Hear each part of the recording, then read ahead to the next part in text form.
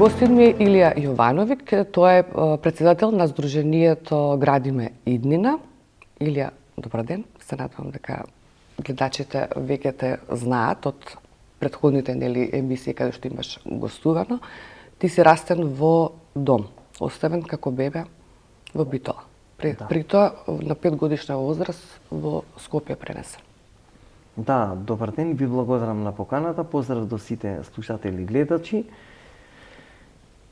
Во животот мора да се продолжи. Јас сум Илија Јовановиќ, поранешен штитеник од Домот за доинчиња и мали деца и 11 октомври од Скопје. Тамо бев од бебе до мојата 5 годишна возраст во Домот за доинчиња и мали деца во Битола. Тамо животот го поминуваш во бледа слика. Бебе, не знаеш што со тебе се случува, кој се грижи, кој те негува, кој ти менјава пелени, кој те храни и така натака. Едноставно си одвоен од мајчинското млеко, од биолошките родители и од мајчинската рака.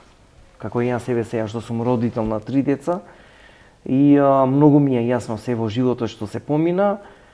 Само тамо имаше еден детски плач на бебиња, на повеќе деца од 150 штитеници и дружење и играње. Јас искрено тамо ништо не знаев што со нас се случува, каде се пронаоѓаме, зошто сме тука. Кажав, само едно дружење, преноќевање, облекување, бањење, хранење и тоа беше нашиот живот. Сега во улога како што си еведен родител на 3 деца, многу е поразлична сликата кога си даден и оставен во дом и зошто си оставен, а друга е сликата во живо кога ти си веќе родител на 3 малолетни деца кои Господ ти ги дал и знаеш што е родителска љубов и татковска љубов. И тоа што си го немал, што се имаш невидено и едноставно немаш среќно детство. Јас читав за тебе доста. Ме интересира преминот каде што кажуваш дека на 5 годишна возраст тука нели го сваќаш тој без на напуштање, а при тоа до 5 години, еве како што кажа во Битола, нели било не си знаел се уште каде се наоѓаш. Повтор пат добиваш удар на 5 годишна возраст. Да. Што се деси баш тој ден? Дека кажа дека се памтиш. Видете вака, јас кога... Бледа слика или? Да, да ви кажам, не нозија со возило од Битола до Скопје. Едноставно пак тука си во заблуда, не знаеш што со тебе се случува. Каде те носат, каде те транспортираат. Затоа што ја тоа на децава каде идам сега, све им кажувам. Идеме Охрид, идеме Струга, идеме Кичево, идеме Кочани и така натака. И што ќе правиме таму? А овдека те товарат како зеленчуки и компири, ништо едноставно не ти кажуваат што со тебе понатака, каде ќе идеш. Значи не си подготвен, стручните тимови кои ги имаме ние во државата и механизмите, не е стручно, професионално работено како што треба, каде, што со тебе и што понатака. Тоа е голем шок и преживување, голем удар е во твојот втор живот што го доживуваш, не знаеш што утре со тебе се случува. Те носат во друг дом. Доаѓаш, исто тамо бледа слика гледаш и не знаеш каде се пронајгаш и зошто си тука. Те носат со возило од Битола за Скопје, те сместуваат, те пречекува наставник и те фаќа за рака и продолжуваш во животот. Не знаеш каде си, со кој си, зошто си тука. И со тек на време кога ќе се уклопиш во таа средина, веќе сваќаш каде си и со кого си. Со 200 штитеници од Домот 11 октомври, тамо бевме едно големо семејство и браќа и сестри, што и до ден денеска комуницираме се. Да.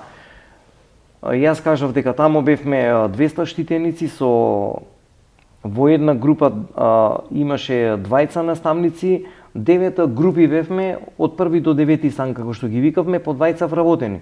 И тие не беа и мајка и татко наставниците, и од тука веќе почнува животот со нив. Со тек на време ти кажуваат каде се наоѓаш, растиш тука, што со тебе се случува, што треба со тебе да се работи. Како ви известувате дека вие сте оставени како бебиња, дека тие ви се практично родители, нели? Видете, ова Суттилно го прават тоа или сега да ви кажам, ова што ние треба да го знаеме темелно, што се со нас се случувало и зошто сме тука. Ова се уште се држи како државна тајна. Не гледам зошто треба да се држи. Секој кој е донесен во згрижувачко семејство, во детски дом или во домот за доинчиња, значи тимовите ние ги имаме од психолози, социолози, педагози, дефектолози, социјални работници, стручни тимови, наставниците и останатите тимови кои ги имаме, треба да ја знаат вистината. И не треба ние да живееме и да бидеме дискриминирани, да бидеме заштитени во се, да бидеме во државна тајност. Тоа не го гледам јас тука. Не можам да го оправдам зошто тоа на нас ни се случува. И до ден денеска. Ние имаме оформени семејства, ние на нашите биолошки деца им кажуваме дека сме поранешни штитеници, гледате го нашиот пример, што од нас излегува, а што од тие кои се со фамилии. И никого не сакам тука да го понишам, да го повредам.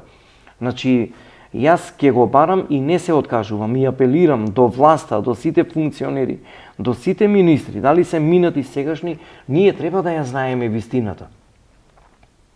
Треба да знаеме кои се браќа, кои се сестри, кои се први, кои се втори, трети братучеди и да се знае чив е коренот и од каде потикнуваш.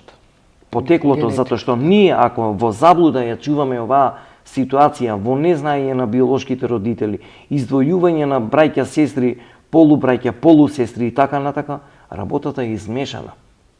Измешана и не знаеме што се случува и до кога вака ќе се случува, затоа што ова е болката за сите посвоители, за сите посвоени, односно кажав, болката е најголемата кај сите штитеници што се згрижени во групни домови, во згрижувачки семејства, во детските домови каде што бевме ние и за посвоителите, односно посвоените. Најголемата болка е само за посвоените. Ние 90.000 во цела Македонија и надвор од Македонија се бараме помеѓу дали се браќа, сестри и роднини.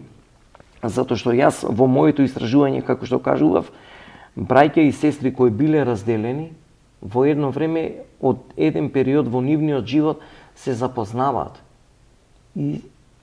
А притоа не знаат дека се не знаеле дека се брат и сестра. Да не се деси инцест, така? Тоа мислиш? Да не се направи инцестот, затоа што тоа е најстрашната работа за сите тие. Да. Што растеме без нашите биолошки родители, а пола и повеќето се живи и голем дел починати. Сега вака ќе кажам, затоа што откако ги издвоја братот и сестрата, тие се запознаваат едно време. И ова кажуваш реална случка, слика, така? да, и тоа од Македонија. Од Македонија, но надвор од државата. Сега што се случува? Се запознаваат, се заљубуваат еден во друг, брат и сестра. Омеш. И втора работа, тие стапуваат во брак. Во брак? Да. Мислам дека и деца има, откако ја дознаа ситуацијата што со нив се случило, само они тоа го знаат. И ова е реалноста од моето истражување. И ја и до ден денеска истражувам.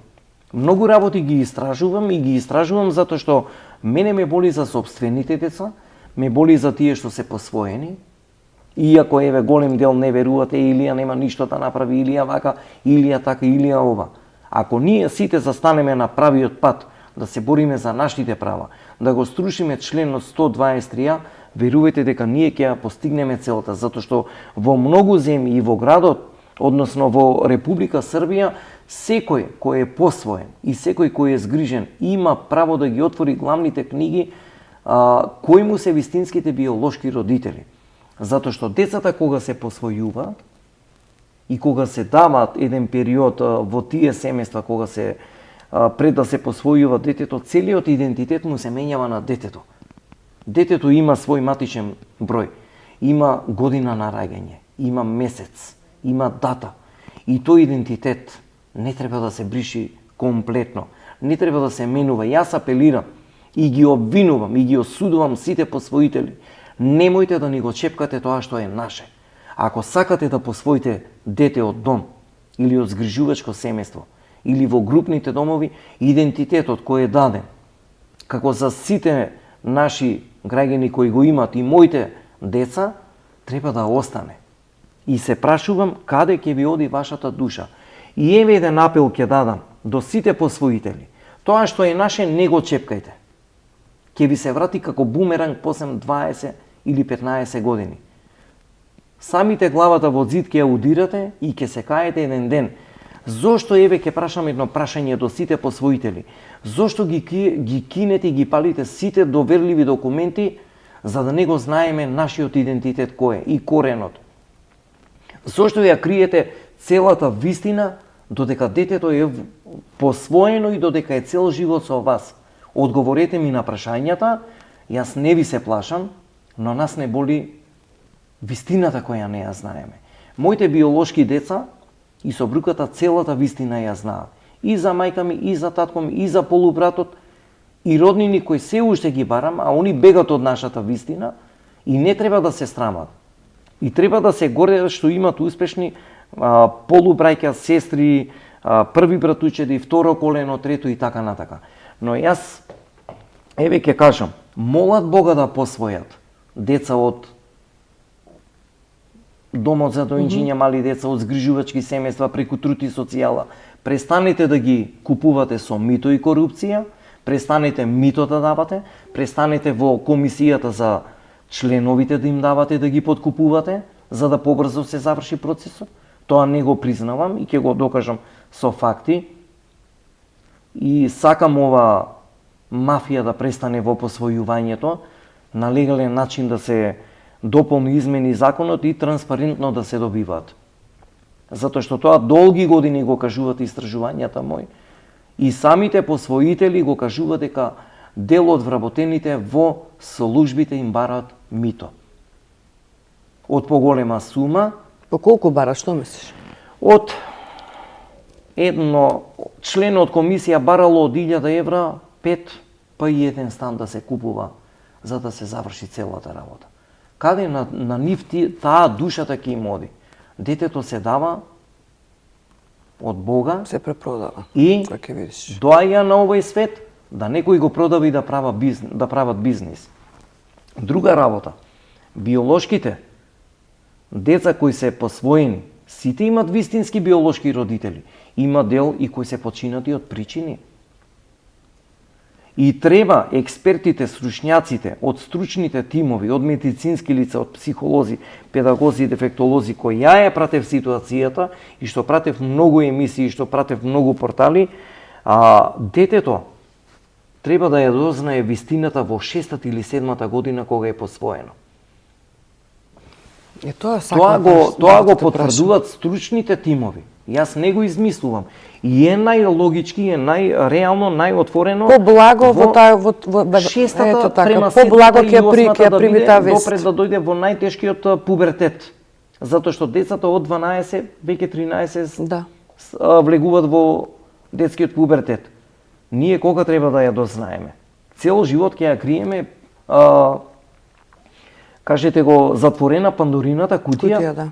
Тоа нема да го дозволам јас. Јас кажав дека од законот за семејство и тоа што го е членот 123А, кој се држи со години децениски, тој јас ќе го рестартирам. И ние имаме... Да, вие како здружение, значи, дадовте предлог барање за измени на закон? Никој не сака да слушне за тоа. Никој не ги засега. Ниту пак за нас ги засега. Ние сме згрижени, заштитени формално. Јас еве ќе кажам, до државните институции, до државните органи, зошто сите тие стручни тимови не работат со нашите биолошки родители, да има едукација, да има работилници, да има фидбек, да има вработување за тие. Секој греши во животот, и јас и ти друг, трет, четврт. Сите сме грешни на овој свет, така. Но не е намерно, од незнаење грешките се прават. Ние ги имаме тимовите, ги имаме механизмите, ги имаме институциите. Не им се работи. Ако стручните тимови работат совесно, одговорно и ја вршат својата службена положба, нема да има растурање на бракови. Никого не сакам тука да го поништам, да го повредам. Деца нема да се остават по домови, нема да се дават по групни домови, а нема да бидат издвоени или одземени од родителското право. Родителот, да, треба двајцата да го имат детето, но комисијата која ќе одлучи дали едниот или другиот, ја еве ако сум во таа комисија, да речеме, ако е таткото неодговорен, несовесен, не му го давам воопшто ни целосно, ниту пак по пола не би му го дал родителското право. Од разочараност, од алкохол, од тргнал од најдобар до најлош живот и така натака. Сум видел многу случаи, многу ситуации. Значи, они сакаш да кажеш дека не прават истражување на родителите што треба да го прават земат затоа што треба повеќе комисии да се формираат и да второ, трето мислење има, не само една комисија да одлучи да му се одземе родителското право. Секој треба да го има. Тоа е болката и на едниот и на другиот родител. Тоа што го читав, што го анализирав, што го истражував, многу други работи. Имаме многу нереални, нерешени работи во државата, ги имаме, кажав, сите механизми, иако се навраќам, не треба да им се одзема на никого. И има, и треба на некој да им се одземе, затоа што од неодговорност и негрижан кон тие деца. А највише, стручните тимови кои ги имаме, владата, министерството, институциите, кога ќе работат со биолошките родители, тогаш нема деца да се одземат на родителите, деца нема да се дават во домовите, деца нема да се дават во згрижувачки семејства. Јас се надевам еден ден, и тоа ќе го слушнам бар додека сум жив, мада не верувам, и мислам дека тоа нема никогаш да го направа, затоа што ќе немат утре работа тие. А спротивно имат работа. Јас сакам тие тимови да работат со биолошките родители, да ги спасуваат браковите. Се ако не го бива бракот и тука нема... Не можеш на сила нешто така. Со сила нешто, но сакам да кажам дека баш за оваа категорија така треба да се работи. Тоа го има во другите земји, во овие трендови. Но тука не се заинтересирани. Тука е да дојде на работа, да му помине работното време и да си отиде. А проблемите остануваат. И тоа е големата болка и за самите биолошки родители. И он не сакал тоа да му се случи, да биде под дејство на алкохол, да заврши по улица или во психијатарски установи, или да биде поголема терапија. И тука луѓето се разочаруваат од животот. Да. Или ти кога почувствува дека за прв пат дека сакаш да ги запознаеш твоите биолошки родители? Видете, мојата биолошка мајка дојде во домот на 10... А само дојде? Да, самата дојде, затоа што видете, тоа е тоа што треба да знаат. Мајка кога ќе си го бара своето чедо, треба да ја знае вистината. И не треба труд и социјала, центрите и службите и владата сите да не штитат во закрила затворени. Не треба тоа, затоа што јас ќе кажам сега како родител на 3 деца, секое дете треба да ја дознае вистината, што со него се случува во животот. Ако ние тоа го криеме во себе, тоа е уште полошо за децата. Мора секое дете да ја знае вистинската мајка и вистинскиот татко, макар нека биде и очувот. Дали од него или од друг трет, четврт. Значи, вистината мора да се знае. Мора Пандорината кутија 123 членот да се отвори и да се знае вистината, секој да ги знае своите биолошки родители, затоа што болка е и за мајката, и за таткото, и за првото колено, и за роднините, и за потесното семејство. Не е све во парите, не е се во луксусот. Еве, дојдете на моје место, поминете го животот, ќе видите како вие пообратно ќе размислувате. Сакам да се фатиме тема по тема. Гледам дека и ти си возбуден, сакаш се да кажеш, имаме време, не се кире. Не за тоа. Да, знам, не. Многу ме интересира моментот на првото видување со твојата мајка. Што почувствува тогаш? Знаеше дека доаѓа мајка ти? Јас не знаев. Имаше гнев или не? Гнев секој ќе има. Револт секој ќе има. Бледа слика секој ќе има во животот. И тоа не може никогаш таа слика да се избриши. Тебе мајка ти доаѓа неподготвен. Не знаеш како ќе ја прифатиш.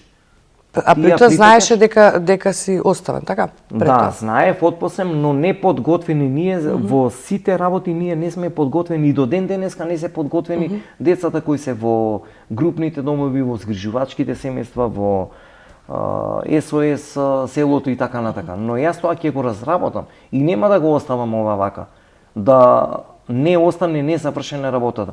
Додека сум жив, двете желби ми се питачењето со децата од улица да го решам и нашата битка која ја водиме децениски проблем кој е во државава, е затворена Пандорината кутија. Еден ден ќе се отвори и ќе им го докажам тоа на сите кои мисле дека Илија игра вака или така, топло или ладно. Со нашата судбина јас не играм, вистината ја барам и вистината до крај ќе ја терам. Спојувањето со мајка ми со биолошкиот татко, да ви кажам, беше една ударна слика. Шок. Не знаеш како да постапиш. Дојдоа двајцата? Двајцата дојдоа? Не, посебно дополнително го запознав татко ми.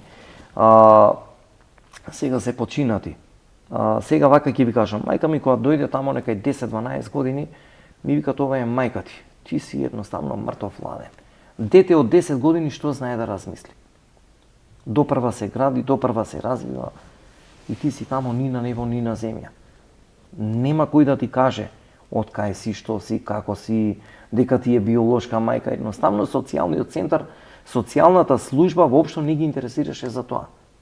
А она што направи првиот пат кога те погледа? Она кога те дојде, погледа, ја те гушна? никаква љубов не осетив према тоа. Ти го гледаш домот дека ти е мајка и татко државата и тоа е тоа.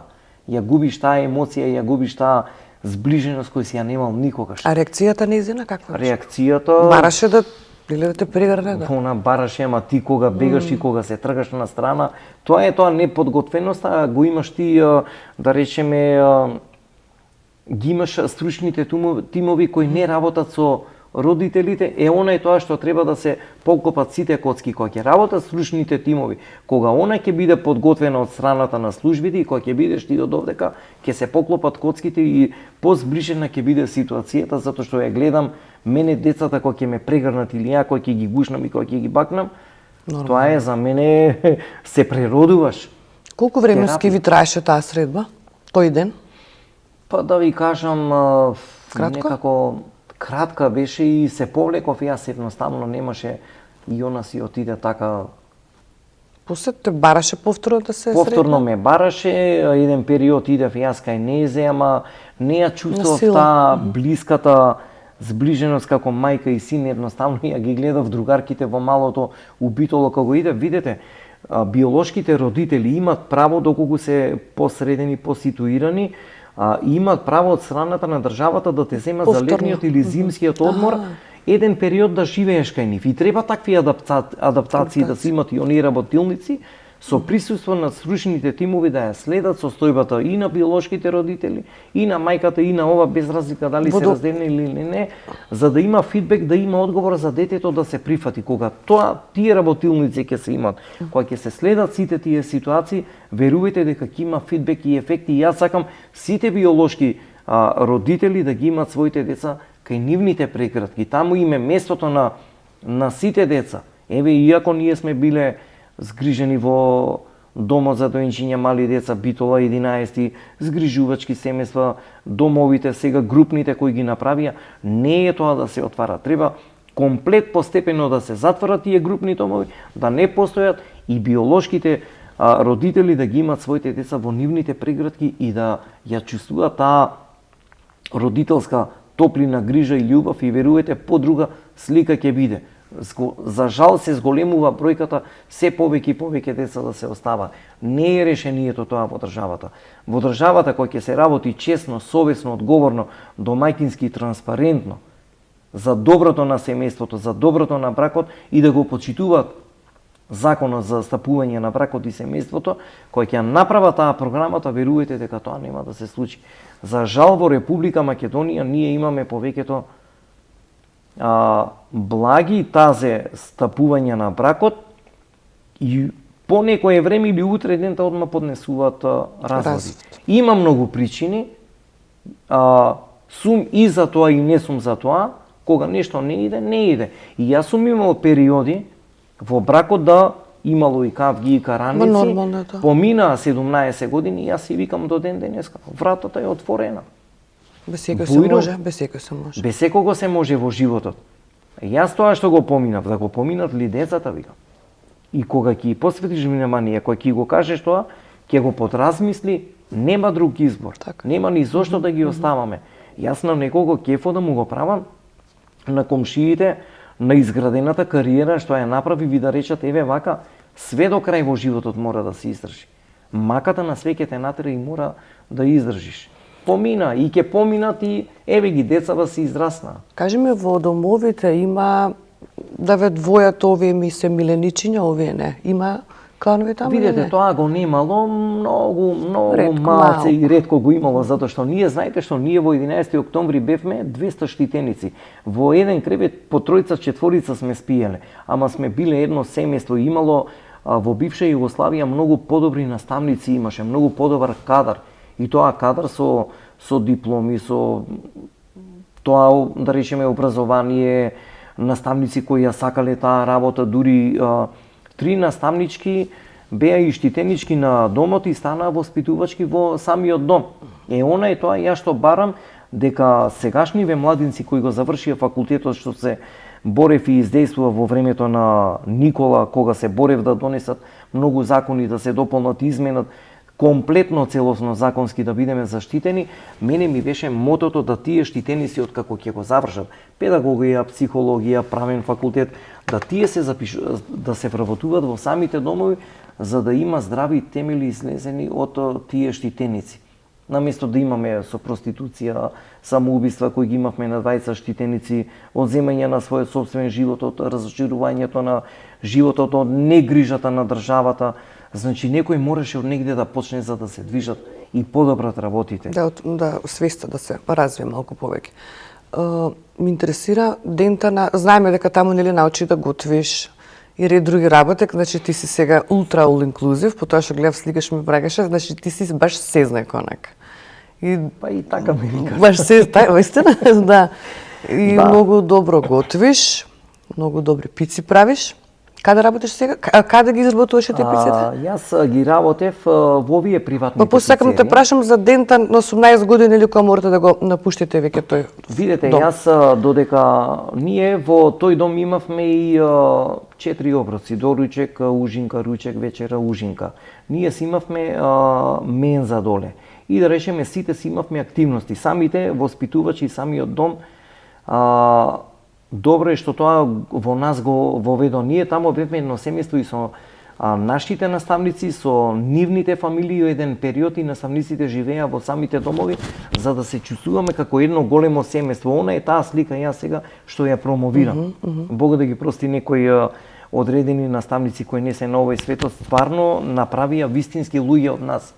Имаше една хиерархија, куќен ред, домајкинска куќа беше, имаше и дисциплина, се јадеше понекогаш и ќутекот, ама ќутекот е Здрав. здрав Што викаат од даден Господ, од Господ, да. за да излеземе на прав пат. И многу поуспешни генерации излеговме со високо образование, со изградени семејства, значи ние деца кои имаме по 2, 3, 1 или 5, да речеме 7, ние деца не оставаме во домовите.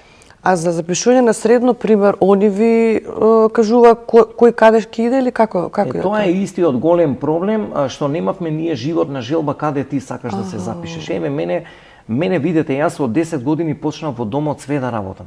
Наместо да питачам, да просам, да ме омаложуваат, иако бевме ние најдискриминирани, најетикетирани од дом со вошки, со гниди, едно друго. Ние поуспешни испаднавме генерацијски, кој нас не понижува и сета таа карма на нив им се врати. Сето тоа што не покажува со прсе, вие од дом, вие вакви, вие такви, вие ова, вие она, ние им го докажавме. Им се уште ќе го докажуваме и треба од нашите стапки да учат.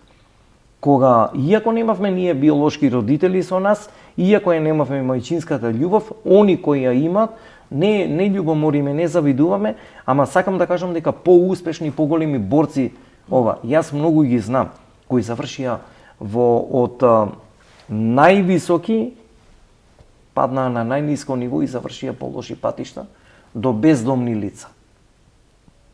Значи, јас кажав, кармата со карма се враќа. Затоа никого во животот не осудувај, никого не го казнувај и немој со лошо да враќаш, што ти со лошо ќе ти се врати. Како е Јас кажав дека од 10 години во домот се пробивав и кај магационерот, и во кујната, и паркот го одржавав, и од тука јас станав еден голем борец и голем работник. И све ме интересираше во животот. И ќе дојдат водоводжи, ќе дојдат електричари, ќе дојдат мајстори за Љубопитен. молера. И мене тоа све ме интересираше и се пробива. Дури едно време ми текно, од часови бегав да бегам кај хаус мајсторот, затоа што и таа животна желба ми беше.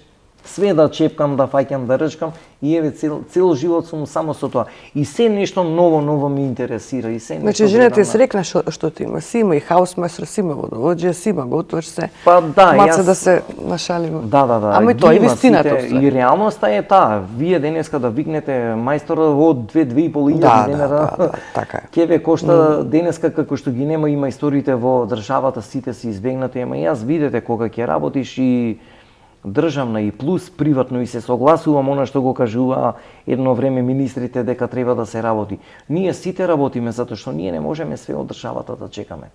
И граѓаните си имат проблем, и државата си има проблем. Мора да се работи од 8 до 18 часа за да ти прехраниш фамилија, да издржиш, да им пружиш секако што треба. И граѓаните си имат проблем, јас како што ги гледам ситуациите. Стварно си имат сериозен проблем. Кој ќе рече леле конечно некој да дојде да ми поправи нешто, да ми сервисира. Значи се гледа и од самото искажување нивно дека се нема мајстори. Јас кажав, подобро е да отидеш на прав пат отколку по лош пат. Тамо кај нас имаше една хиерархија. Имавме 9 групи. Денеска први стан чисти. Помага во кујна, чисти скали, џогира, мете, дворот го чисти, го средува све. Од прво до 9 семејство секој ден тоа го имавме. Имавме државно земјиште кое го работевме и го преработувавме. Садевме зеленчук, овошки, дрва со цреши, вишни, кајси и круши. Се тоа ние го работевме и го од тука од нас испадна многу успешни генерации, стабилни бракови, оформени семејства, да ви кажам, и со тоа е во еден вид од животот ти се доградуваш. Утре и со земјоделие ќе започнеш и со некој санајт и многу други работи во животот кој ти го пружи домот, затоа што ние и самите и готвевме, и зимници правевме, и турши сме ставале, ми се враќа, дури сме се тепале кој прв да иде да работи на земјоделие. Нешто сакам да ја завршиме таа прва тема со домот. Ме интересира дента која полните ви 18 години. Што се случува? Дали си викаш леле како не сум роден како другата година да останам уште повеќе, бидејќи сепак се соочуваш повторно со некој страв на повторно напуштање? Знаете што државата те зима од твоите биолошки родители, те згрижува, те доведува во еден ред од животот, да бидеш самостоен, да бидеш борец, да бидеш изградена личност, да не завршуваш на улица, како бездомно лице, како уличните куќиња, во затвор, во малолетен затвор за малолетни деца, кои и такви ситуации ги имаме, но кога ќе се работат повеќе работи, тоа нема да го има во општеството. Ние едноставно, кога пред да излеземе од домот, ти дава едно решение, што и тоа не го добивавме, дека ти треба домот да го напуштиш во наполнета 18 година. Прво, неподготвен, невработен, без стамбено прашање, буквално на улица, ни на небо, ни на земја, со една торбица во раката и 20.000 денара излегувавме на улица. Зашто да ваше ли ви ги дава они пари? Тоа ни го дава од државата како еднократна помош. Што еве ти кога ќе излезеш од дом, ќе направи со 20.000 денара? Ништо не може. Што направи ти тој ден кога го направи? Јас да ви кажам, имав среќа тогаш кога се вработи во Житолокс. Имаше оглас. Дента се вработи веднаш? Пред да го напуштам домот, пред еден месец се вработи во Житолокс. Благодарение на два личности што ми помогнаа да се вработам во Житолокс и од тука мојата животна сторија се случува Илија се вработи, а што со другите. Среќа јас порано се вработив пред да го напуштам домот, имав месец дена, уште да го напуштам домот, па имав со личните документи проблеми, не треба на Скопје да видиш, треба да се вратиш во Битола. И тогаш друг процес беше на вадење на лична карта. А каде живееше тогаш кога работеше? Јас тогаш да ви кажам, под Кирија или? Под Кирија. Ама и од таму бевме бркани затоа што лошиот глас на секаде те слуша. Домските деца вакви, домските деца такви. Јас кажав крмата со крма се враќа. Сите тие од кај што не брка, јас работите на Господ ги оставам. Ајде една Кирија, ајде друга, па среќа други тројца штитеници беа под Кирија, па тие ме прибра еден период додека се снајдеш. Таа битка беше многу тешка. И до ден денеска е тешка. Но благодарение ќе кажам на Никола Груевски што на времето во неговото владение, не да го експонирам, да го фалам, се донесоа многу закони. Значи сега секој штитеник кој го напушта домот добива по 3000 евра, добива вработување. Имаме проблем сега со законот со претходната власт, ни го укина тој закон јас ќе го вратам, односно програмата ДДС за вработување, го преговарам сега со заменикот министер и премиерот на сегашната власт дека треба да се врати, не треба тоа да се повтори, децата на улица да завршуваат и да си го земат животот, треба во животот да продолжиме. Добивање на државен социјален стан, решавање на доживотно стамбеното прашање додека не си купат свој стан или куќа и нива и така натака.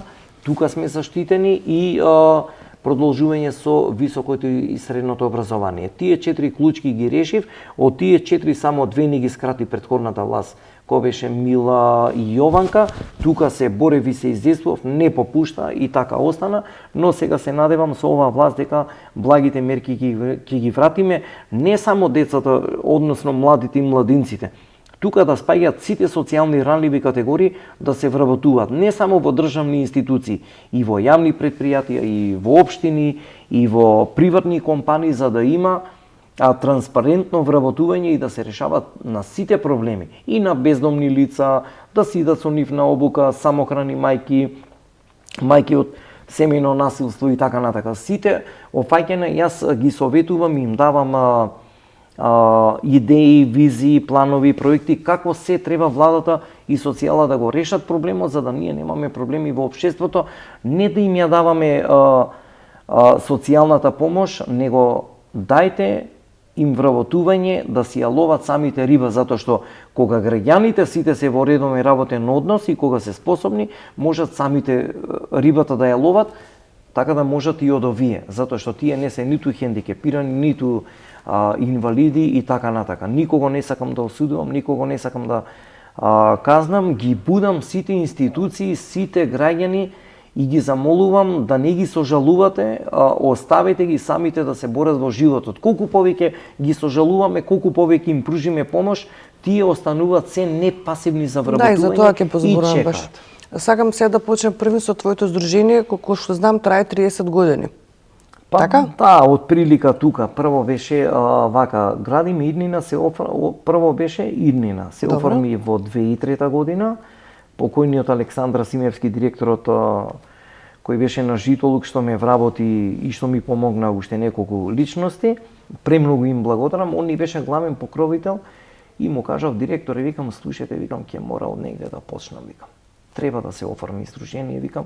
Не знам како иде тоа, викам. Тоа е, викам, за мене ништо не знам, буквално, викам.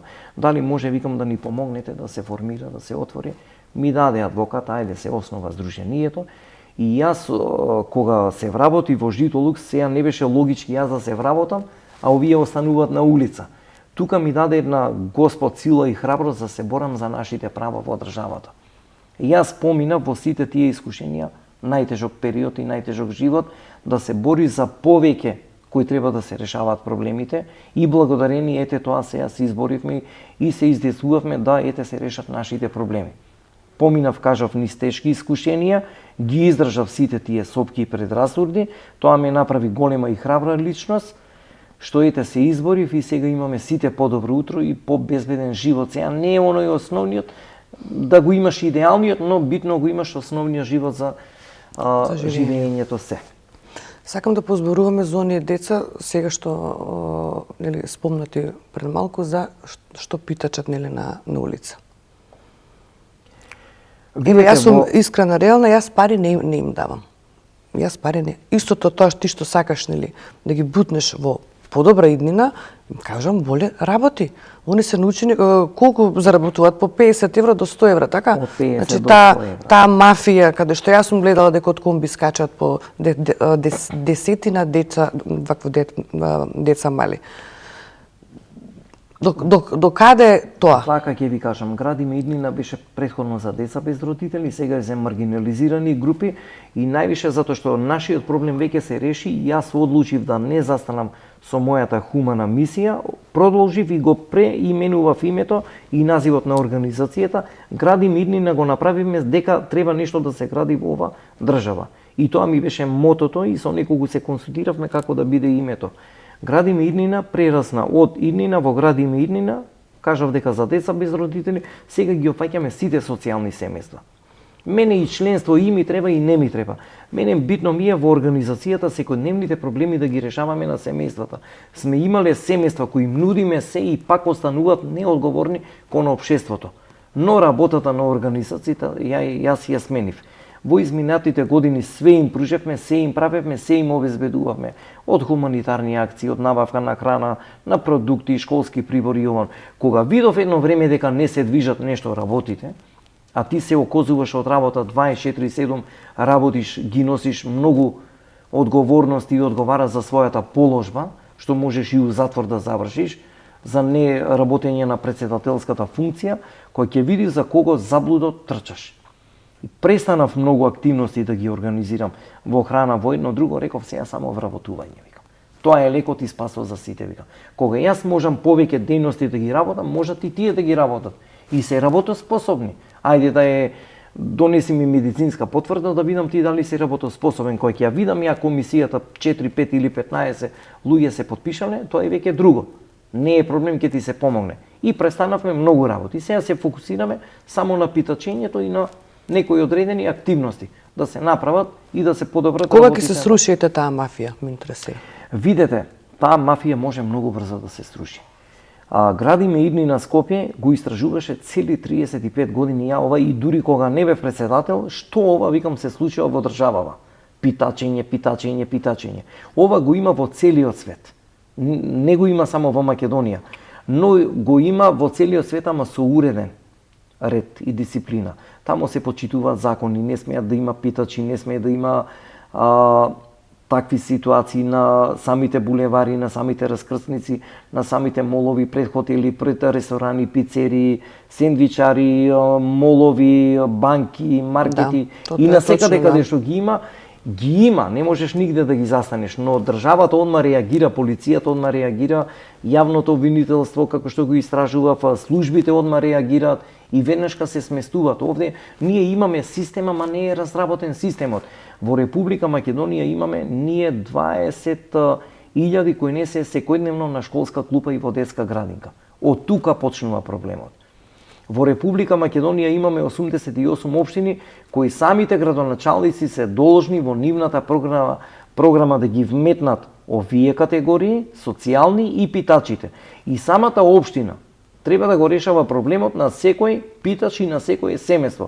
Зошто општините, зошто градоначалниците таа одговорност не ја прифатат и не се соочат со тоа и треба да го решават. И советот и сите треба да го решават, а они го остават на игнор и никој не го решава. Зошто повеќето гледаш дека мали деца се Сега ќе ви кажам од целото истражување. 2000 деца секојдневно питашат во цела Република Македонија. Ги транспортираат со возила од Охрид, Велес, Битола, ги носат речеме во Струмица и Неготино, Кавадарци. Од Штип, Велес, Куманово ги носат во Скопје. Тоа полицијата го знае. Полициските службеници го знаат, командирите го знаат, началниците го премолчуваат. Поврзани се, сакаш да кажеш? Има нешто тука, смрди нешто. Мириса, но јас тоа го откривам. Еве 3 дена поред го бркам началникот за трговија и криумчарење со малолетни деца. Му пишувам на Вибер, му пишувам на ова, се јавувам, правам притисок, не е заинтересиран. Но има внатрешна контрола на Министерството за внатрешни работи, имам контакти со министерот, иако ми вика често пати Илија ќе те блокирам, Панче ми вика вие блокирате. По друга буреке те побарам, по друга буреке те побарам. Излезам и мора да го решиме, викам. Кога мафијата се решава со дрогата, кога јас немам против никого ништо, кога се вршат набавка на нови возила, значи полицијата треба да работи и на таа позиција. Сега ќе ви кажам, проектот го започнавме ние на 3.12.2021 година. 2015 започна Министерството за внатрешни работи да го работи овој процес, но беше без визија, без план, без никаква активност. Они пробале нешто во 2015 да работат, ама нешто не се движеше како што треба. Не им успеа планот. Јас еве овдека ги имам баш. Кој го бараш? Ке ти помогам. Не, добро, не, ги знам јас веќе документите на прсти. Еве, сузбивање, они почнале акции за сузбивање на питачењето во 2015. Не им тргна како што треба. Со 5 тимови против 2000 питачи. Околу 300-400 организатори кои се вклучени во оваа мафија, не можеш против тоа. Треба добра координација, како што направија сега со дрогата, со другите работи, со запленување на царина и така натака. Кога ќе има добра стратегија МВР, труд и социјала, владата, концепт, план, визија, тогашка многу добро ќе го ова сузбијат питачењето во цела Македонија и така го оставија. Ја и тоа го анализирав, го проверував, сите портали ги пратев, кој што како објавува, колку полициските билдани изнесува дека толку е превземено, волку е направено, толку е земено родителско право. Не е тоа нешто што ќе почнеш и да го оставиш на пола пат. Градиме иднина од како почна на 3.12.2021 за питачењето да се бори за правата на децата, да го спасиме здравието на детето и детето да го спасиме и новороденчето, каде што и во кебиња беа завиткани кебе врз кебе, а бебе нема. Кукличка. Ни кукла. А ништо не. Значи тоа и тоа медиумски го откривавме со еден медиум, идевме на терен, дури ја го пратив одит и викам, пошто мене сите ме знаат. И викам, само што ќе ме видат, се бегат од мене и се плашат. Денеска една се стаписа од мене, кога ме виде, викам, се ја одма, викам, ти праќам полиција. Се стаписа, зема парталите и избега од булеварот према Алумина. И он кога го откриваше тој, ова ајде да отвориме уште, ова ајде да отвориме, ни кукла, ни бебе, ништо, завиткани партали во ова. Значи, граѓаните се ставени во опасност, во замка и во заблуда и они не знаат што прават. Друга работа, овој проектот многу добро се одвиваше, имаше план, имаше визија, имаше активности, многу исцрпен бев од овој проект, скоро што се вика сам го организирав и го менаџирав, ама имав и морална поддршка од граѓаните. Им благодарам најмногу што се вклучија кога видоа дека секојдневно Илија се вклучува. Најмногу им благодарам на главните уредници, на медиумството, социјалните мрежи, порталите, сите кои беа и од цела Македонија. Веб страна имате, така?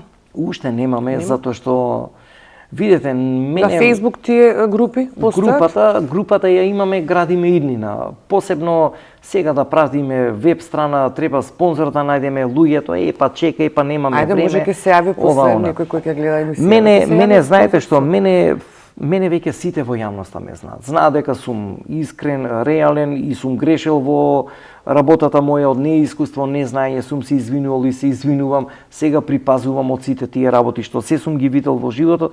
Јас ова функција ја водам преку 30 години. Јас, мене мотото и стилот ми е да ја разбудам државата, да ја разбудам свеста. И граѓаните да се вуат нели на 192, ако гледат дека од дечињава што просат, нели? Да се јават. Да, веднаш да се јават и социјалните служби, видете, тука уште не е решен проблемот со питачењето. Јас кажав дека ние граѓаните 4 години ги будиме и уште свеста е многу мала за да се свестат овие. Јас не знам и камбани, и цркви, и џами да лупат во оваа држава. 4 години, пена устата ми фати, престанете да давате и гледам упорно, правам анализи, снимање, сликања, еве го Safe City сега многу ќе помогне. Значи, колку и да зборуваме, и 15 години да зборуваме, овие се повеќе и повеќе им дават пари и ги прават зависници од ова питачење. Јас им кажав и апелирам до граѓаните. Граѓани, еве дај им апел, значи веќе да престанат не ги добиваат, бебињата не ги добиваат парите. Тие милионски суми завршуваат кај организираната мафија, кај нивните шефови, кај нивните организатори. Излезете, уверете се, видете ги, во 3 смени работат. Нивното работно време им започнува, прва смена им започнува од 9 часот до 15. Од 15 часот до 22 им почнува втората смена и завршува во 22. Од 22 до 3-4 часот наутро им почнува третата смена во 3 или во 4 часот наутро. Тука ниту полицијата реагира, ниту сообраќајната полиција, ниту полициските службеници, затоа сега градиме иднина ќе бара и втора и трета смена највише да биде помасовна. Еве вработуваа полицајци, објавуваа нови огласи дека ете ќе се вработуваат полицајци ова она. Значи МВР и труд и социјала, кои ќе имат посебни екипи, единици, и ја им се понудив тука, еве, ние како поранишни штитеници, дајте, земете не, вработете не, ние тоа да го работиме. Под капата на МВР, под капата на социјала, кога ќе има повеќе мобилни екипи во целата држава, доволно се 10 мобилни екипи за да овој проблем се реши. Овој проблем може да се реши за 3 месеци. Да се стави крај на питачењето. Прво ќе почнам ја од казнување на граѓаните со SafeCity. Секое возило што ќе дава по 300 евра казна. Тоа е во другите земји. Во другите земји ги казнуваат самите учесници кои ги привикнуваат и се стават самите во опасност и во небрижа на ова. Се случувало во Македонија, во Скопје, према Мавровка да згазат деца од невнимание и ставени во опасност од самите питачи. И пак паметно им доаѓа Мавровка, Качанички пат, Булевар Србија, сите насекаде во цела Македонија, во градот Скопје најмногу имаме питачите. Граѓаните кои ќе престанат да им дават на питачите, ние нема да ги имаме и нема потреба SafeCity, нема потреба свеста, ја немаме уште разбудено во граѓаните. 4 години во цела Македонија, јас кога патував и насекаде каде што гостував, тоа го зборував и ги замолувам и овој пат, престанете да им давате, бидете свесни дека тие пари завршуваат кај мафијата, не завршуваат. Децата добиваат само дебел ќотек, добиваат во износ од 10 или 50 денара, дури и на крај тие им ги земаат. Има до секој малолетно дете, до секој девојче која тргуваат со проституција и да нуди сексуални услуги каде што ги обучаваат, тоа што го кажува истражувањето, тие пари не завршуваат кај децата, завршуваат кај организаторите, кај макроата и кај луѓето кои тргуваат со тие деца. Дури и својот исто апелирам и ќе кажам до сите родители, до сите брачни заедници, отварајте очи, децата ваши си го продаваат телото за нови мобилни телефони, прашајте се утре од каде тоа девојче или од каде тоа ваше дете има мобилен телефон, затоа што тие деца ги стават во заблуда, ги начекуваат во неискуство, незнаење, дури може да почнуваат и со продавање на дрогата. И тоа што го истражував.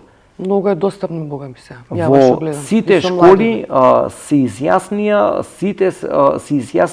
1146 средношколци се изјаснија дека користат лесни и појаки наркотични средства. И кога го промовирав ова кај претходниот министер за внатрешни работи, Илија ние вика работиме. Како бе викам министре работите? Како викам работите кога децата веќе ја конзумираат дрогата во средните и во основните?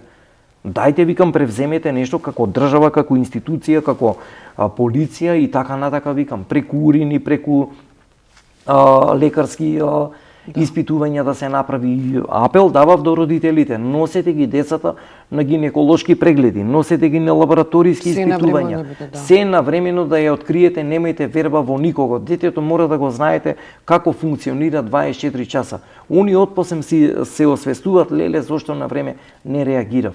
Што сите сакате така брзи пари, ќе види од другарки iPhone и што викаш иде по... Видете, моите сите 3 деца се научени многу скромно. Скромно да живеат, да не гледат дете со бренд патика, да не гледат дете со обична патика. Ние многу најефтината патика е купуваме. Некои што не ги воспитуваат тебе како ти. Мојата ќерка, да не ја фалам, дете од 8 години знае тост да си направи. Кој дете знае тост да направи?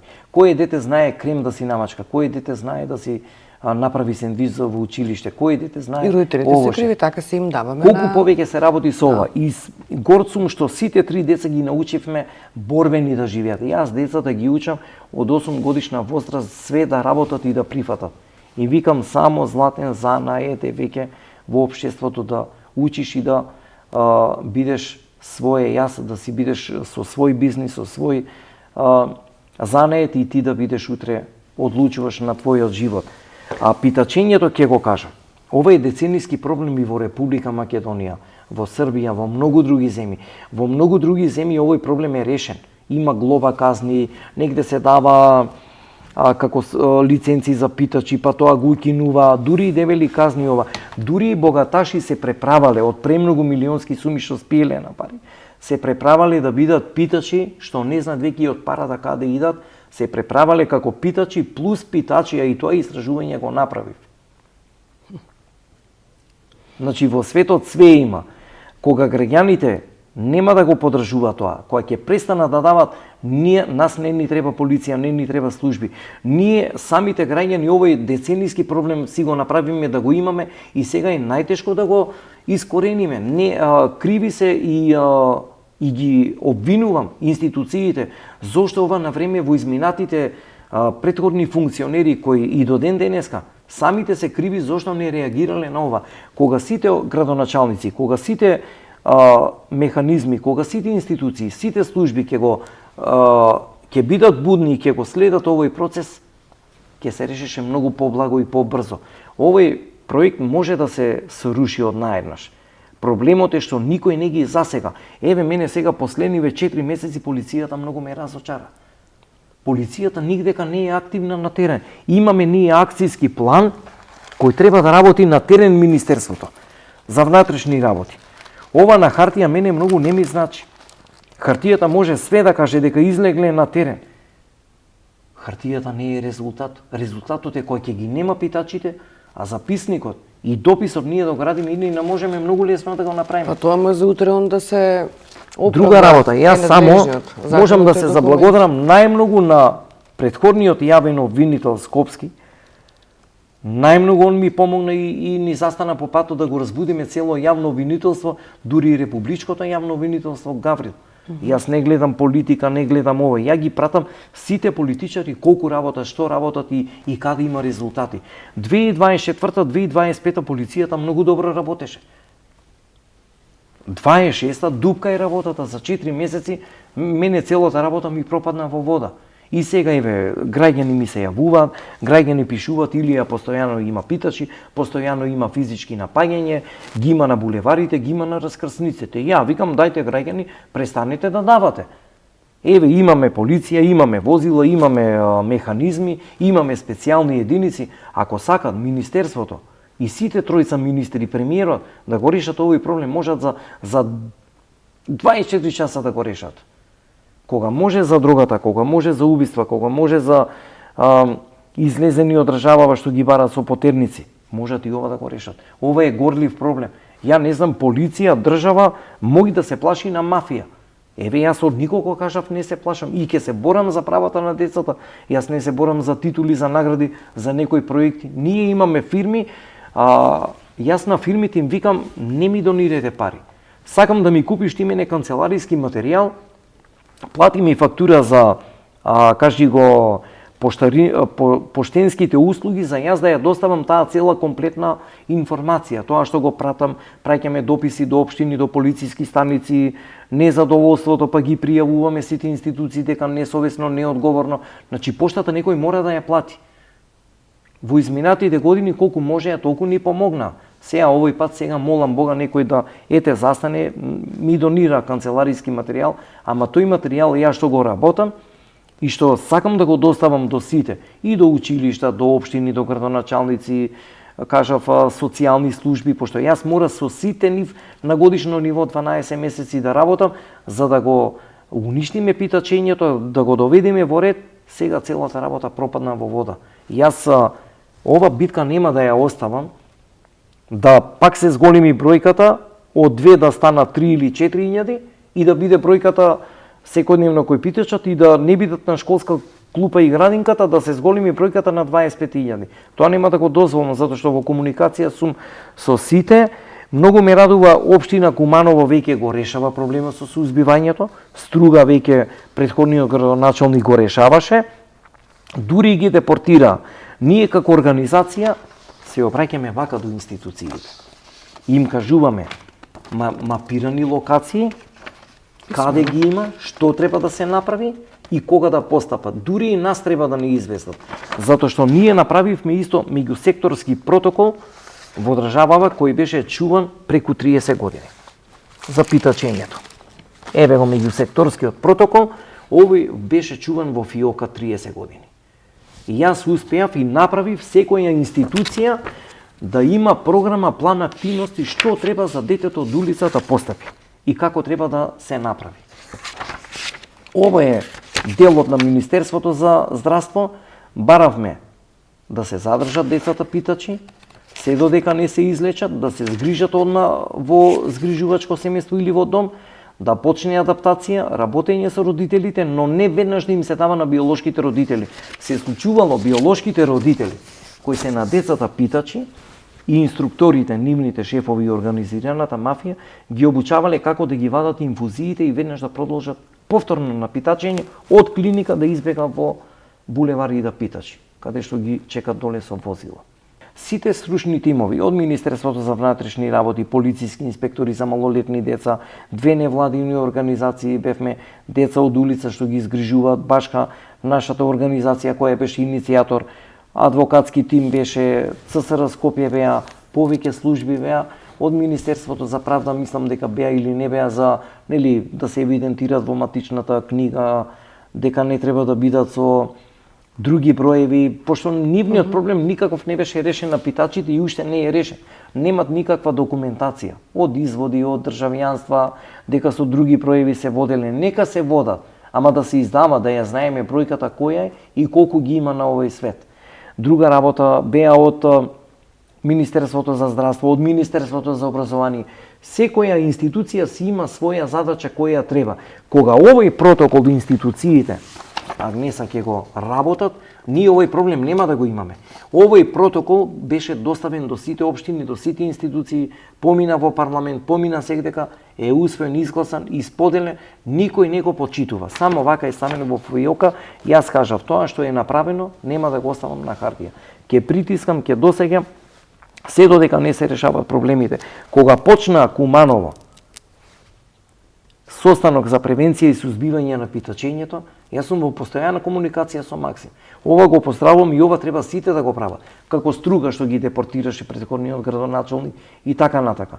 Откако сите градоначалници ќе работат честно, совесно, одговорно, и секој град треба да отвора работилница, затоа што они добиваат средства од труд и социјала, како што кажуваше претходната министерка за социјала, кажува дека добиваат општините средства.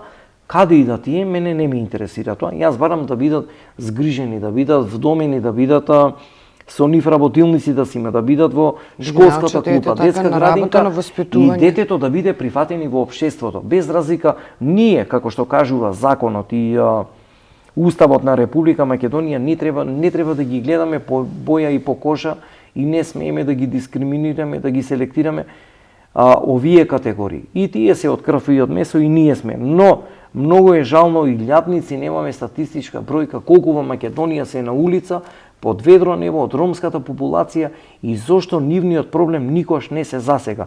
Ромските здруженија бега од мене. Они добиваат странски фондови. Средствата и останатите донации помеѓу себе си ги делат, но јас кажав, тука е судството, тука е јавното обвинителство, тука е полицијата, они се тие кои треба да го здрма тоа и зошто тие работилници ги нема.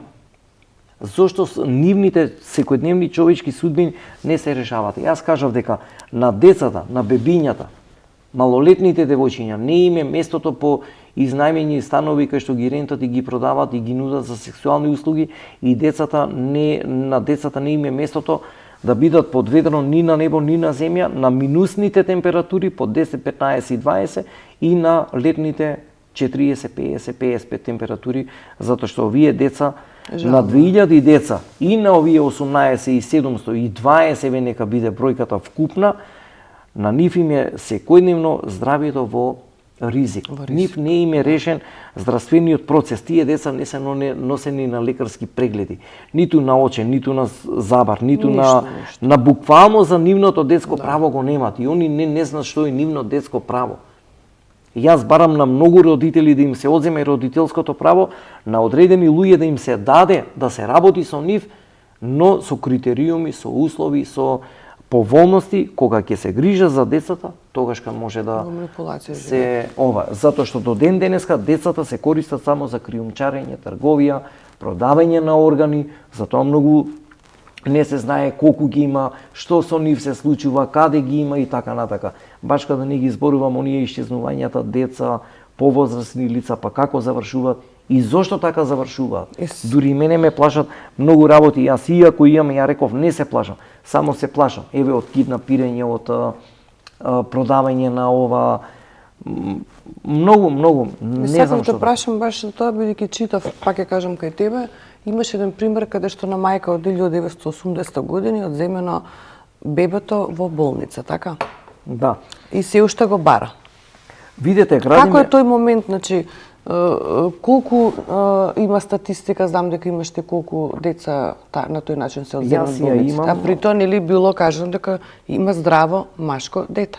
Бебе. Вака сега.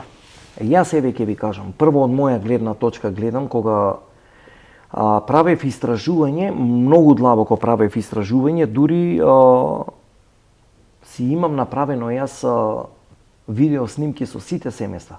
Ја испремам филм да направам за моето истражување, дури плачам во себе затоа што истата судбина ја е делам. Мене искрено да ти кажам ме плачеше прво за моето семејство. Сум бркала врски ургенции да ја пораѓаат жена ми во вистински раце да биде. Затоа што кога Од искуство што се читав, што се читав, познава, што да. истражував и што им се случувало, ни на најголемиот душман не му го посакам детето болка. некој да му го одземе. Она е тоа инцистот што сакам јас да го уништам во државава. Еве Србија се бара, Србија го има, Србија се помоќни и посложни и го решава тој проблем. Зошто ние сме, не знам, во Македонија некако као ограничени и проклетието помеѓу нас работи, затоа никош од нас нема да биде и нема никогаш напред да бидеме за ништо во се. А што се случува Во со мајката? Е сега вака да ви кажам, јас кога кажувам, нели сите бркаме врски луѓе да бидат во сигурни пореѓањата, да биде секако што треба, искрено ја бркав и ме фати еден период страв. Што утре со моето ако се случи? И среќа фала на Господ што ги бркав луѓето, се заврши успешно. Видете, Се соочи со господјата што се уште си го сега да ви кажам. Многу мајки знаеа каде им се децата. Но тоа све во тајно се чуваше. Се закануваа посвоители, се закануваа големи функционери, се закануваа службени лица од државни институции, дека ќе те нема, дека ќе те убиеме, вака така. Сите стори што сум ги чувал, што ги читав, што ги истражував и што сум се сретнал со 70 семејства во цела Македонија, 4 месеци истражување правев. Тоа е во изминатите пред 10-15 години. Што им се одземени од болница бебења? Ги носеле здрави прави децата. Медицинската документација беше превртена дека нивните деца не биле здрави, не биле како што треба. Целата нивна медицинска сторија била каша попара. Измешана од здрави прави ги евидентирале како починати. Обдукцијски До ден наод? денеска Барале? и обдукцијски наод Мајка? го преработува дека детето од тоа починало, да речеме од сепса, од сите тие што сум ги читал, сега малце подолго време е поминато, од оние пневмонии, измислени болести и така натака. Поле и повеќе не може да се најдат докази, материјали со претходната министерка, со претходните гарнитури на премиери на влади сум се сретнал и сме правеле, дајте да ја отвориме Пандорината кутија, зошто овие ги нема. Дури и премиерот Никола беше, која ми го донесе цел тим од министри. Не им се веруваше кој им донесов еден куп медицински, ние бевме во влада со мајките. Само не знам што тука мајките се превртија некако, ја викам, слушате, во сигурни раце сте, идеме кај... Се уплашија женеве? Некако се така, знаете што е шок, не им се верува дека ти ги носиш у влада, дека пола влада ти тука ја носиш министрите. Едини он што беше пример да застане на страната на семејството и што понатака направија, не знам, родителите. Ја реков, еве ви го патот отворен, правите што ќе правите, јас понатака не ви се мешам. И почна некои работи да се префрлуваат навака, натака. Еве викам, бујно бркајте си ги вие самите проблеми. А јас убаво почнав со станоци со премиер, со станоци со пола влада. А знаеш што ме интересира за тој пример многу ме интересира, бидејќи прочитав баш каде што беше нагласено дека мајката видела дека некој доктор од Охрид му го даваат бебето, така беше? Видете, знаете што... Ја читав тој сежам, викам цела како е можно. Гледайте сега, и белиот мандил е умешан во тоа, пола доктори се починати, ги нема на овој свет. Сите тие скандали што ги правеа, немили настани на биолошка мајка ти да го земеш бебето, плаќале милионски суми, давале све, ридови, планини, куќи, викендици само за да дојдат до дете, а докториве за да земаат. Ама крмата со крма се враќа, јас го кажав. Најболната точка е и инцистот работи помеѓу биолошките родители и помеѓу децата од внатре доживува дека нивните деца се уште се живи.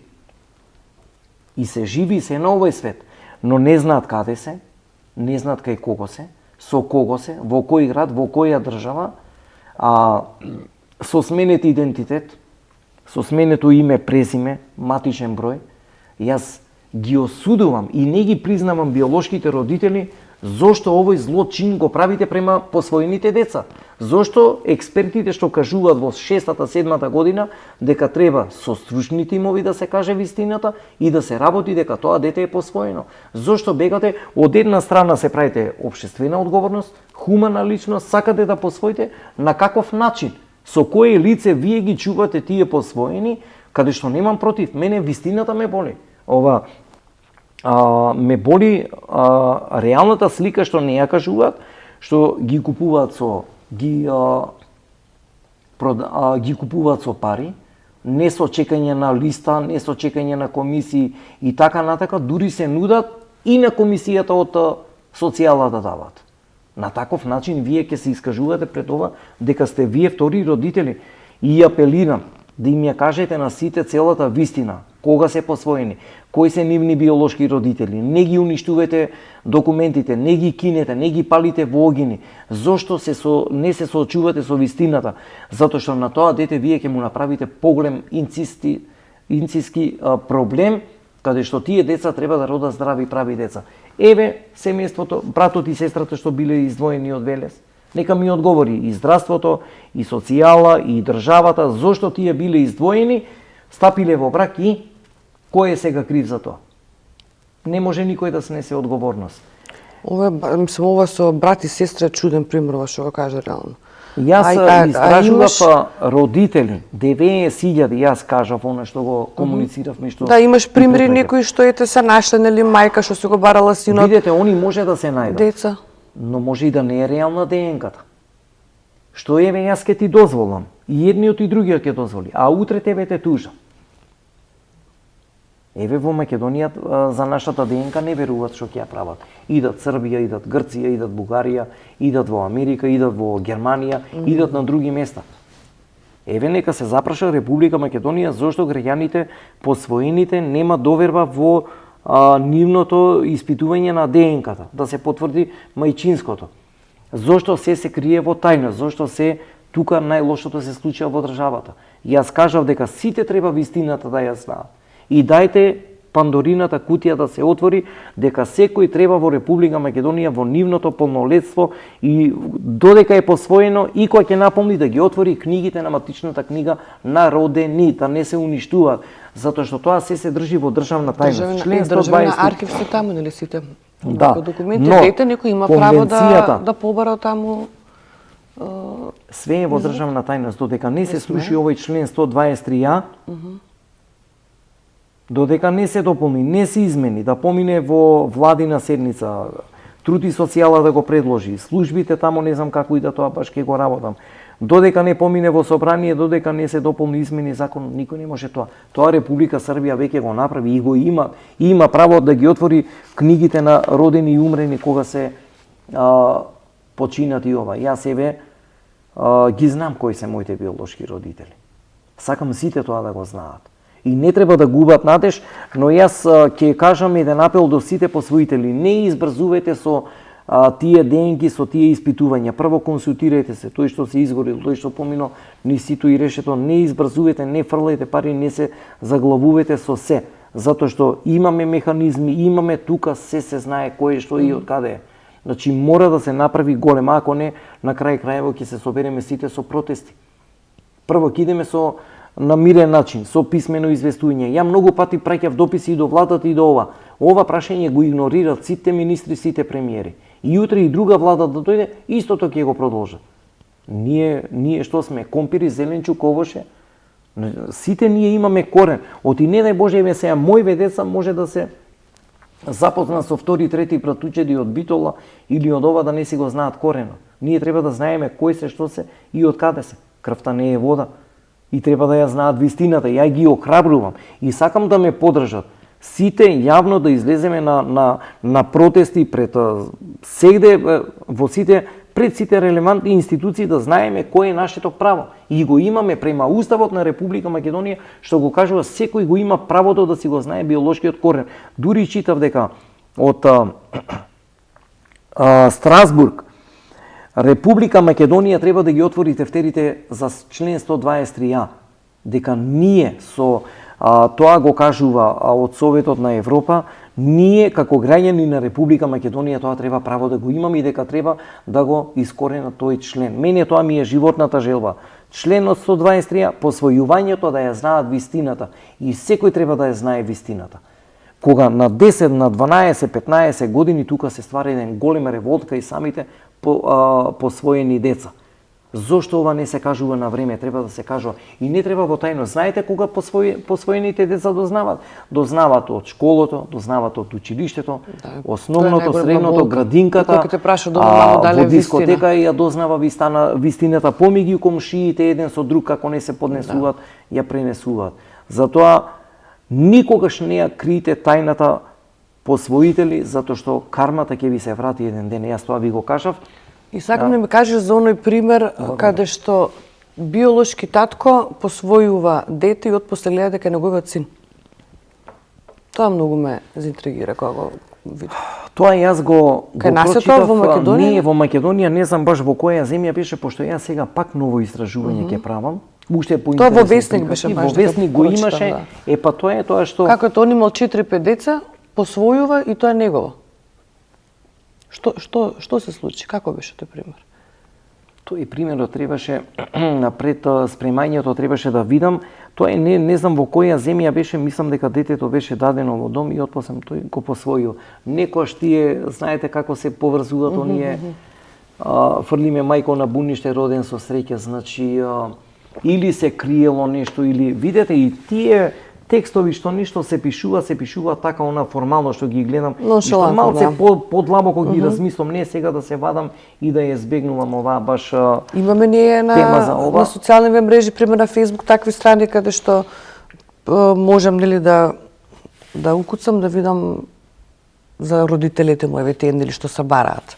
Видете, има пет групи во Република Македонија ги има кои се трагат по биолошките родители. Функционираат. Јас ги следам, ги пратам, еве го пуштив сега моето гостување со ова посвојувањето, темата што ја дискутирав. Модератор ти си на тие групи или не? Не сум модератор, не ни сакам, но ги пратам сите коментари, изјави, ова, видете, јас имам од посвоите, јас имам документи медицински, имам документи од целата историја на сите одземени мајки што им беа децата, а констатирани починати. Јас сакам да ги склопам и да ги поврзам вака, со тие документи и они што се трагат, можат многу полесно да се најдат. Со вклопувањето на датите, на годините, на матичните броеви. Си решил некој? Сакам да го решам и тоа е тука тежок проблем што они сега малце сликата ја превртуваат или ја вака или ја така. Мене ми е тоа да ги спојам документите со ова, затоа што они се трагат, ама не знам што трагат во животот. А до сега имаш пример каде што се нашли сега трагање завршило? На 2-3 фамилии знам каде им се децата. Знам каде им се. По барање на родителите, така? Знам каде им се децата, со давање на информации од биолошките родители, вистинските родители. Значи родителите барале ваква деца кај се, така? Да. Добро. Барат и знаеме каде се, но тие што се чувани во канчите на мафијата и во канчите на посвоените. И вистината не ја кажуваат. И имаме многу голем проблем, деценијски проблем, што вистината кога не се кажува, тие деца кои се посвоени не веруваат во тоа дека тие им се вистински биолошки родители и едноставно не ги засега. Си стапил во комуникација со тие деца да им кажеш дека ја истражував еден цел случај до родителите ги барат вистинските? До крај го истерував. Дури имав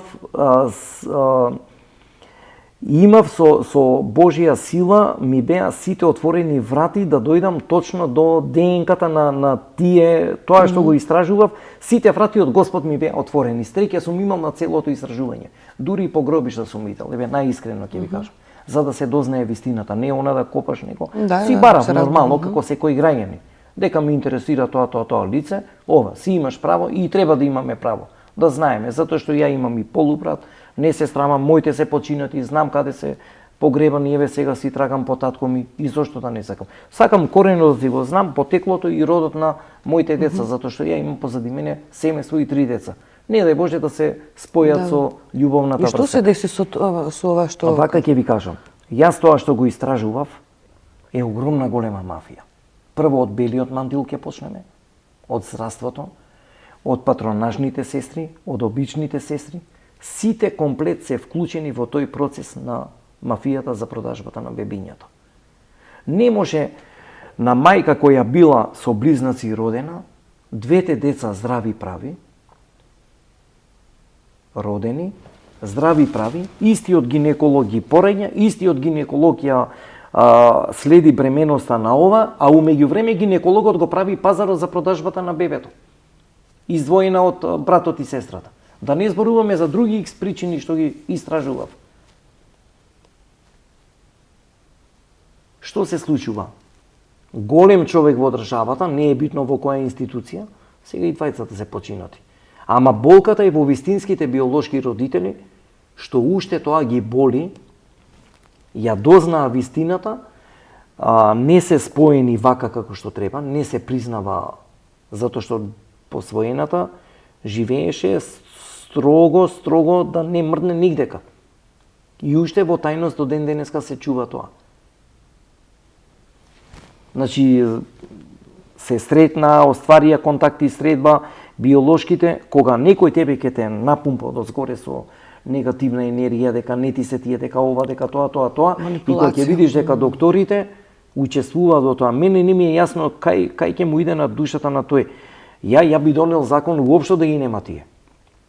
Да биде гинеколог, да ги пораѓа, да учествува во тој скандал и да ги двои братот и сестрата од ова. И да го продава за милионски суми пари, и тоа на големи функционери во државата. А да не зборувам за другиот случај на една што и го земаа детето, што сега нема пристап до детето и сега мајката е излезена од државана, разочарана е, знае каде е детето, ја носев кај министер, ја носев сега дека маја, ништо не сакам од тебе, викам. Само сакам да ти помогнам детето во твој преград ги да биде. Како моите 3 што се, абе она плачеше, дури се ежам, ова кога го кажува. Да. Не може на 47 мајки докторите да констатираат превртена болест дека се починати, а препродавани.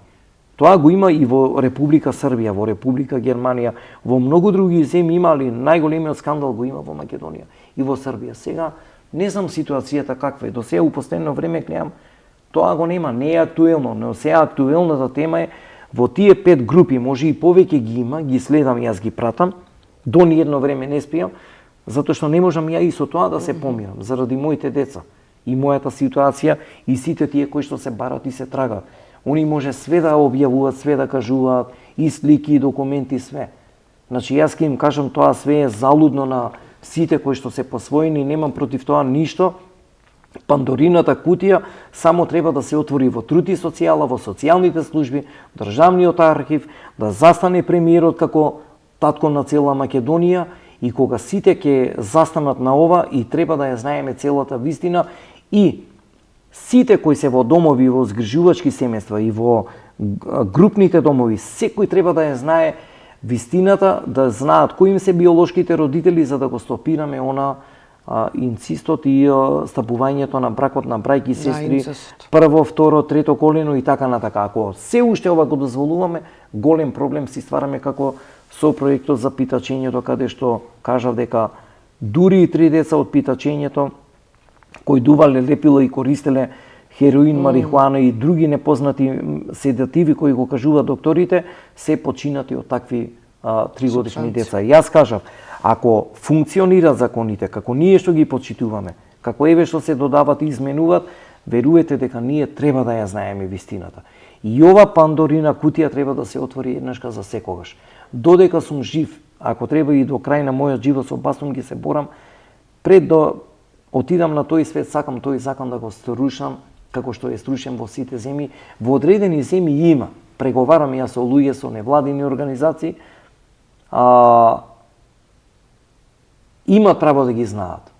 И треба да ги знаат. Јас кажав дека секој треба да знае кој му е коренот, кој му е биолошкиот татко, мајка, со матичен број, со ова. И исто апелирам до посвоителите.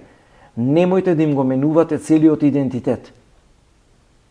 Ајде смените си го вашето име, ајде смените си го вашето презиме, матичниот број, година, месец на раѓање. Ајде прво почнете од вас, ние децата без родителска грижа и без родители, компири сме, зеленчук, кориз, граф, боранија, манџа, чорба.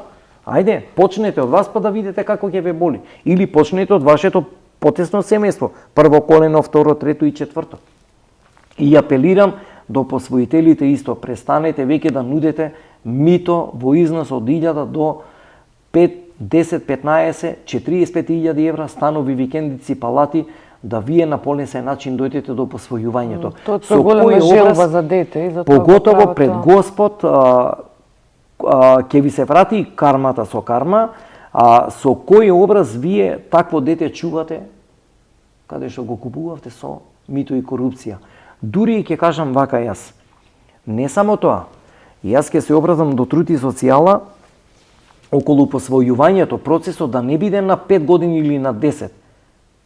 Да се има грейс периоди на години на посвојувањето, затоа што ја и тиеве како брачен пар утре сакаме да поднесеме документи. На секои 2 години документите треба да се обновуваат, па ние зашто тогаш кога ќе работиме? Луѓето чекаат по 5 години и се разочаруваат, ќе поминат комисиите. Комисиите им бараат мито, им бараат некои измислени работи што не држи во посвојувањето. На детето му треба еден нормален живот во едно нормално семејство да живее, се знае. Детска соба, спална соба, дневен престој, кујна, терпезарија и тераса за да функционира, или двор со куќа нормална како што треба. Ја не знам што измислуваат и така натака. Еве сакам за крај сега да ми кажеш за оние семејства каде што помагаш, каде што ти им ги реконструираш нивните домови. Тоа е со донација од владата, со донација од народот, како иде тоа? Не, видете, градиме иднина во изминатите години сериозно го започна проектот. Во Македонија многу имаме руинирани и стари куќи дотраени со стара електрична инсталација, водоводна инсталација, влажни ѕидови кои се ронат, преку 50-70 години им беа старите нивни домови со нерешен имотен лист. Ниту во катастер, ниту правно, ниту имотно. Верувате дека тие се до ден денеска се уште ни на небо, ни на земја.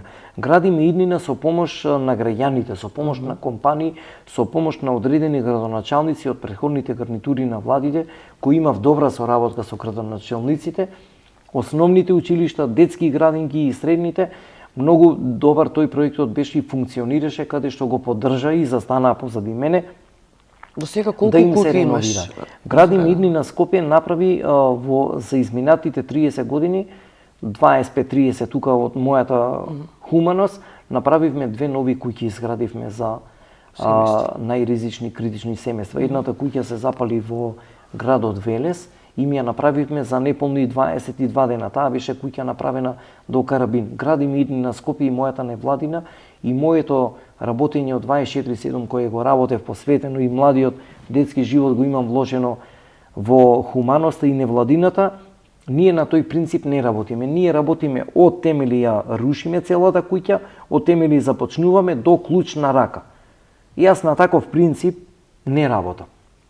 Кога ќе земам целата работа, целото истражување, целиот предмет го работам од почеток до крај. Семејството да биде среќно, да биде со покривна глава и да биде безбедно, и тоа семејство да се спаси, да има среќен брак и децата да се запишат во нормални училишта по нивни избор, да тие родители се вработат и да продолжат во животот. Во Тетово куќата која им се струши пред не знам колку време беше поминато, веќе 10-15 години живеат во нови домови и тоа мене ме радува во двете семејства. Првата куќа ја направивме во Тетово и да ви кажам, првите предузимачи не оставија на пола пат. Откако видов дека течат донации, лене, ово има пари ова, она, јас ги избркав предузимачите, затоа што видов дека ова и пред тоа гледам нешто им зимале под рака на луѓево, без јас да знам, пошто јас до последен денар, до последна донација, до последна керамитка и шајка ја имам донесено тука. И тоа го кажав јавно дека мене домови не ми треба за мене. Сакам среќни семејства, тоа што сум го немал да го има другите, тој трглив трн кој го поминав у животот, сакам тие да го немат и да имат покрив на глава. И девојчето да тргне на пат, да си се вработи, да се образува, да се школува и да бидат среќни со семејствата. Откако ја направивме куќата, јас кажав јавно дека ние со мој сопствен кредит, каде што сопругата не знаеше дека јас земав кредит за да им ја доизградам куќата. И реков, додека сум жив, јас викам тие пари нема да ви ги барам. Моето семејство е должно и на вас да ви помогне. 2000 евра за мене ништо не е тоа. Јас си работам приватно, повеќе работи ги учам во занаечиските работи. Кога мене државата ми помогнала, граѓаните кога ми било најтешко и ја како општествено семејство треба да помогнам. И реков на сопругата, помири се, нема барање парите. И им реков, остави ги, нека си има топол дом. Јас им докажав на сите, секоја сопка некој што ќе ми ја направи, ќе се изборам, уште појак ме прави да продолжам за да го направам. Тоа што ќе го зацртам, сакам до крај. Никој не сакам да ме сожалува, никој не сакам да ми дава, Господ ми дал раце здрави, прави раце нозе, се борам, како и сите што се борат за своите семејства, и горд сум, градиме иднина, ќе продолжи во иднина да гради такви семејства, но сега сакам за компанииве, нели ќе не гледаат, ако сакат да се придружат за помош, каде може да те контактира, дали на социјалните мрежи Facebook, Instagram или како? Најдобро е да ме побарат на 070 75 66 11 или на мојот профил Илија Јовановик може и градиме иднина, јас 24/7 сум достапен. Јас едно ќе кажам на граѓаните, сите кои сакаат да помогнат, да не се тепат за име, да не се тепат. Јас сите компании ги спомнувам, како што ми е советувано и кажувано. Им благодарам прво на сите кои се вклучија, од мали деца, од детски градинки, од средни, основни, компании, поединечно, групно, граѓани, политичари, функционери, сите кои ги разбудив, на сите им се заблагодарувам и помошта иде на вистинско место. Мене можете по сите анкетни листи да ме видите дали ја нешто имам на моје име. Битно е, јас сакам со вашата помош, со вашата поддршка и вие мирно да бидете, да спиете и јас да легнам спокојно, донацијата да отиде на право место, затоа што ние потпишуваме и договори, и примопредавања, и изјави, сето тоа што им се дава, ќе си се потпишува и транспарентно. Финанси не барам, може во градежни материјали, ги вработуваме, но сега малце сме повеќе строги према таа работа, затоа што сме биле изигрувани, дури на семејства им откривавме дека имат ниви бавчи, се разведувале, се оставале, а барат помош. Тоа кај мене така не поминува. Истражувањето трае 3 до 4 месеци, со помош на граѓани, на комши, на институции, социјални служби, дали заслужуваат или не. И пред се, прво им нудиме вработување, ги следиме цел еден период од една година, дали може да им се помогне или не. Ако го почитуваат, ако сакат куќа да им направиме, да се грижат за децата, да го зачуваат бракот и да работат, да бидат се способни, тогаш можеме домови да правиме, може да се обратат и крајно ќе им бидам благодарен затоа што со откако овие два проекти кои ќе ги решам, питачењето кажав дека преку ноќ не можеме да го решиме, не можеме да го сузбиеме, 4 години овој проект трае, ќе трае се додека и последното дете не го искорениме и спасиме од питачењето и од злоупотребата на мафијата и канџите, посвојувањето и вистината да дојдеме кои ни се биолошките родители, после ќе се фокусирам само на вработување за маргинализирани групи, каде што со Ѓоко заменикот се надевам и со владата на сегашната власт се надевам дека ќе се дополни измени законот сите социјални категории да бидат вработени во сите релевантни компании, во сите јавни предпријатија, во сите општини, во сите институции и да бидат конкурентни на пазарот, да посетуваат обуки, тогаш ќе почнеме и домови да градиме, но ќе ги избираме на кого да се гради, на кого не, затоа што имаме премногу злоупотреби од тие семејства, дури ги врзуваме да немаат право да ги продаваат изградените домови кои се направени од спонзорство и донации, да не ги дават и во заложни куќи, во брзи кредити, затоа што тие се лесни за измама социјалните категории. И за крај, како беше мотото последно, секој има право да ги знае своите биолошки родители и треба да ги знаеме. Јас им стојам за се на располагање, затоа што јас кажав, иако сум татко на 3 деца, 17 години сме во брак, ни сито и решето имаме поминато, секој треба да си го знае биолошкиот корен, затоа што и убаво е што се кажува од самото рано детство и од школството и од градинките, од комши, секој треба да знае вистината. Да не се чува во тесен простор и во стегање како еден обрач да не ја знаат вистината. Секој мора да ја знае и се должни. Јас само еден апел ќе дадам до белиот мантил во целото здравство. Не ги мешајте расите во медот каде што не ви е работата. Истражувањето кажува дека белиот мантил насекаде бил умешан и многу институции каде што ги бришеле и ги преработувале извештаите медицински и бришењето на нивниот идентитет.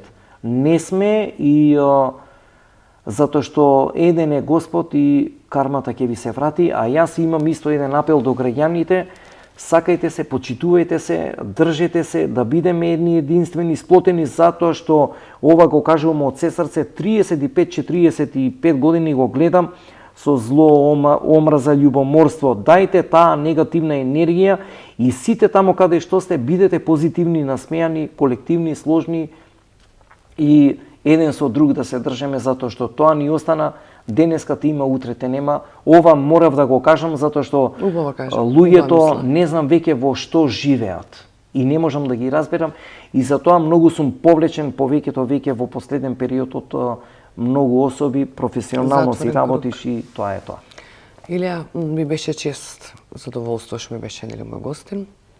Хвала ви на вас. И во наредна прилика да дојдеш со се надевам дека си успел во тоа што го сакаш. Да, сакам да го успеам затоа што тоа не боли, тоа ни е болката и тоа ние го бараме. Ќе успееш. И мора да се успее затоа што борец. Треба да се бориме во животот. Поздрав. Чао. Ви благодарам.